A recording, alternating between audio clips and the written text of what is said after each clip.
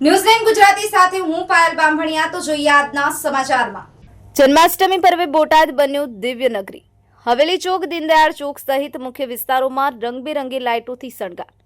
બોટાદ શહેરમાં જન્માષ્ટમી પર્વની ઉજવણી માટે ભવ્ય તૈયારીઓ કરવામાં આવી છે। શહેરના મુખ્ય વિસ્તારોમાં રોશનીનો આકર્ષક શણગાર કરવામાં આવ્યો છે।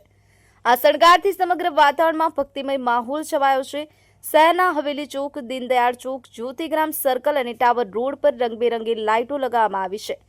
કવિશ્રી બોટાદકર સર્કલ અને દીનદયાળ ચોક રોશનીથી ઝગમગી રહ્યા છે। રાત્રિના સમયે આ વિસ્તારોનું સૌંદર્ય વિશેષ રીતે નીકળી રહ્યું છે। વિશ્વ હિન્દુ પરિષદે જન્માષ્ટમીની ઉજવણી માટે વિશેષ આયોજન કર્યું છે। આયોજનમાં વિવિધ સાંસ્કૃતિક કાર્યક્રમો યોજાશે। શોભાયાત્રાનું પણ આયોજન કરવામાં આવ્યું છે। બોટાદના રહેવાસીઓ શ્રી કૃષ્ણ જન્મોત્સવની ઉજવણી માટે ઉત્સાહિત છે। શહેરમાં ઠેર ઠેર તહેવારની રંગત જોવા મળી રહી છે। પરેશ શેખ, ન્યૂઝ9 ગુજરાતી, બોટાદ।